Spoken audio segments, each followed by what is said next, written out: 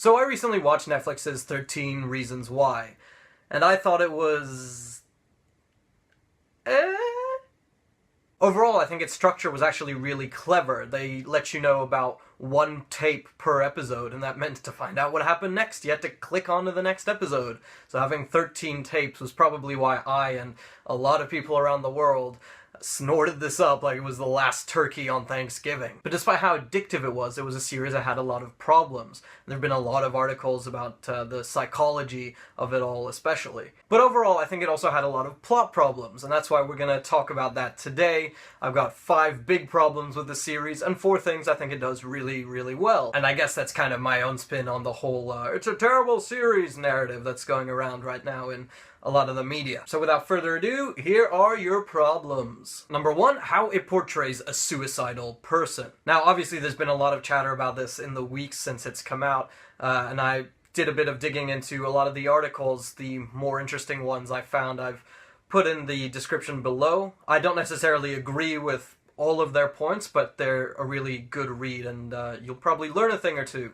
So it's worth checking it out if you've got the time and if you're interested. But I'll sum up a few of the key points from a few of the articles. Most of them I do agree with. There are 2 points at the end that I think are maybe a bit overreactionary.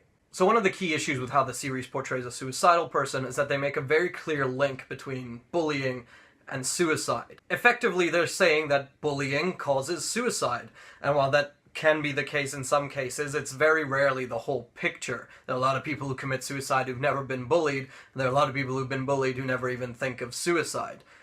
Psychologically speaking, suicide often has to do with treatable conditions like depression. And that's just it. It's not inevitable. They're treatable disorders that can be solved with help from psychologists or counselors or drugs even. Suicide isn't an inevitable reaction to bullying. The second issue is that it portrays suicide as a great way to get revenge, you know? Hannah Baker creates these tapes that torture the people who bullied her after her death. And then at the end it almost seems to provide this kind of catharsis for her ghost who's been walking around and Clay's seeing everywhere. But that's not how suicide works in real life, you know? If you end it, that's the end. You won't get any kind of catharsis, it'll be messy. There's no great vengeance, you're just gone. So to portray suicide as this kind of great resolver is very dangerous, because it's teaching perhaps young kids that, hey, you end your life and everything works out great for you. You're dead, so no, it hasn't. But for me, the most unhelpful thing this series does for people who might be suffering from depression is show how useless counselors are. If it had really been trying to send a positive message, it would have shown a counselor as someone who could help a suicidal person like Hannah Baker. But instead we get a scene where a counselor is not only totally unhelpful, he outright rejects Hannah's cause for pain. He says she should just get over it.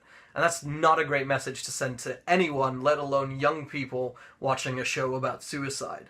Now, 2 other big issues that have been raised I kind of disagree with. They talk about how the welcome to your tape meme has taken over the internet, and that's really unhelpful, and suicide shouldn't be something that's funny. But I have to disagree there. From the beginning of time, humanity's used humor to cope with just the dark nature of the universe. Everything from terminal diseases to suicide to the great expanse of the universe that doesn't give a shit whether we live or die. Humor is how we cope with how terrible the world is. And if we didn't make jokes at a lot of dark stuff, we'd just walk around depressed all the time. So I don't know that I can agree that the welcome to your tape meme is particularly harmful. And the other big issue a lot of people seem to have, I also disagree with, and that's that the series shows these scenes, these very graphic scenes, of both rape and suicide. And while I have to say that they're genuinely discomforting to watch, and I felt sick during the suicide scene, physically sick, that's the point. They're not scenes that are there to make gore fans go, oh yeah, some blood. Like, they're there to show you how shocking and terrifying these experiences are. And the show really makes an impact with them. And in fact, it'll be in my positives later. So I don't think this is something you can criticize the show for. You can't try and hide this reality. These are things that happen in the real world. You can't turn a blind eye and pretend they don't exist. My second big problem with the show is that a lot of the kid characters have either terrible dialogue that's not appropriate for people their age, or just totally underdeveloped characters. So with a lot of the main characters, and especially Hannah and Clay, we get this kind of witty banter dialogue in a lot of their scenes where they sometimes reference 80s shows or philosophers. And I can tell you that no 16-year-old would be talking like that. No kid is that worldly. They just don't have the experience yet to be making all these references. And how do I know? Well, that's because I'll give you a guess at how old the guy who ran this show was. Yeah, that's him. That's a guy who wrote a 16-year-old girl. And for further proof, how about we take a look at the author of the book? He really knows the 16-year-old experience, doesn't he? The point is that a lot of the main kids feel like they have dialogue that belongs to maybe a 20-something-year-old or older, and not a 16-year-old in high school still trying to figure his life out. And then we get to a lot of the ancillary characters, and quite honestly, they make this show feel like it could have been 6 Reasons Why instead of 13. A bunch of the jocks all bleed into each other to the point where I don't even know their names, and I just recognize one because he's on Riverdale. And then there's that, like, stereotypically edgy tattoo girl who reads tarot cards and is so goth and emo, and she's, like, all dark and stuff. And that's actually her whole character. Like, she just shows up every couple episodes, says a dark and edgy line, and then she disappears, and it has no bearing at all whatsoever on the overall plot. So, like, just cut them. Just cut them all, make it 6 Reasons Why, and all of a sudden the show's a lot better. Number 3, Hannah and Clay's friendship makes no sense. So Hannah and Clay work together at the movie theater, and whenever they work together, they get along like a house on fire. They clearly love to spend time with each other, and they clearly both love each other. And yet, when they're at high school, they sometimes don't even speak to each other in the halls, and when Hannah starts making friends, she doesn't invite Clay along, even though they're clearly friends as well. It's just not believable. If you get along that well with someone at work, why the hell wouldn't you hang out with them at school? It's not like there's an issue where Hannah cares about what other people think, because she clearly doesn't. She would have just hung out with Clay, even if he is a little loner. And then she hangs out with and fully trusts people she's had like one positive experience with, like Reggie from Riverdale, who she talks to once by like some compliment suggestion box. And then she's like, oh, I trusted you, you were my close friend. Like, you spoke to him once, come on. And meanwhile, you're not hanging out with Clay? It's just not how people really interact with each other. Or, you know, how friends work. Problem 4, speaking of characters that make no sense, Clay is a character who makes no sense. We're introduced to him as a loner. He's supposed to be this guy who never really talks to others and hangs out at home all the time without really having many friends. There's nothing really wrong with him, but he's just quiet and uninvolved. But that's just it. He's supposed to be quiet and uninvolved, but somehow he's on the student honor board. He's who the school chooses to show foreign exchange kids around, and everyone knows who he is when he goes to parties. As a former high school loner, I can promise you that that's not how real life works. If it were anything like how real life worked, Clay would be inside on a Saturday night playing video games online.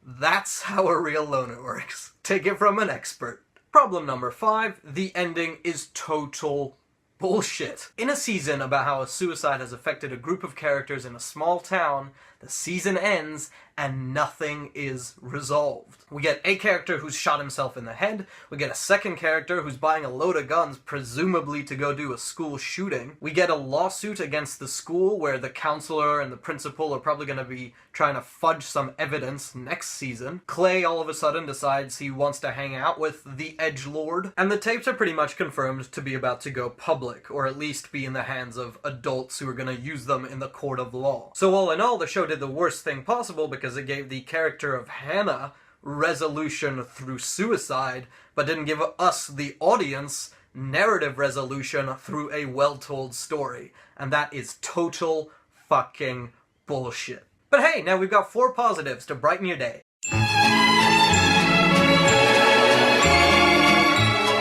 Number 1, as I said before, I have to commend the show for choosing not to shy away from some very serious topics. Over the course of the season, the show portrays 2 rapes and a suicide, and it is frickin' grim watching. But despite that, those scenes aren't gratuitous. They don't feel like they're there just for shock value. They have an impact on you, and they make you want to make sure that never happens to anyone you know or love. Without a doubt, the best scene in the show for me was when Hannah's mother finds her in the bathtub after she's committed suicide. And it's this emotionally painful scene where at first she's in denial and she's telling her dead daughter in the bath, no, you're okay, everything's gonna be fine. And then she slowly realizes things have gone wrong, and the dad runs in, and it's so heightened and emotional, and I was sitting there just crying like a frickin' baby on my couch. I'm getting goosebumps now talking about it. It is without a doubt the most powerful scene in the entire show. It makes you feel something, and it makes you want to make sure that no parent has to go through that. And so even though it's horrifying to watch, I have to give the show props, because it makes you, the viewer, want to make sure it doesn't happen again. And that's not something you get out of a lot of TV. Number 2, speaking of the parents, I think a lot of them are actually really well written. In particular, Hannah and Clay's parents. Gee, I wonder why. It's almost like this show was written by a parent. But anyway, I think the way the parents react to the suicide and everything that comes after it is very real. You get parents who are worried that their kids might also have depression. You get Hannah's parents who are trying to find an answer, trying to find some kind of resolution amidst this mess that's just been left behind. And it all feels very authentic. It feels like how parents should react to having a suicide within their community. It's almost like writers who are familiar with a certain voice should maybe focus on sticking to that emotional voice. You know, instead of pretending to be 16-year-old girls.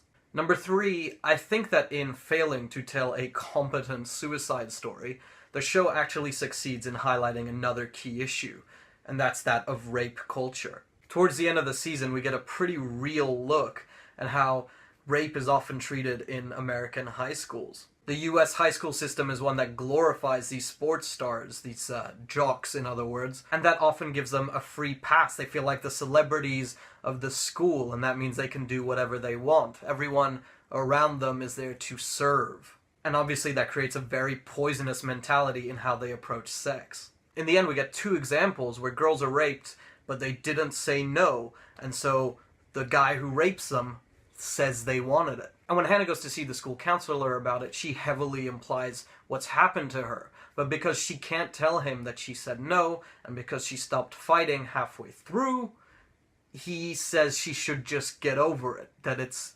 nothing. And of course, it is something, and that thing is rape. And by doing that, the series really shows that the system very often can fail rape victims. Just because you're drunk, just because you didn't say no, just because you stopped fighting, doesn't mean it's not rape. And 13 Reasons Why highlights that in a very, very powerful way.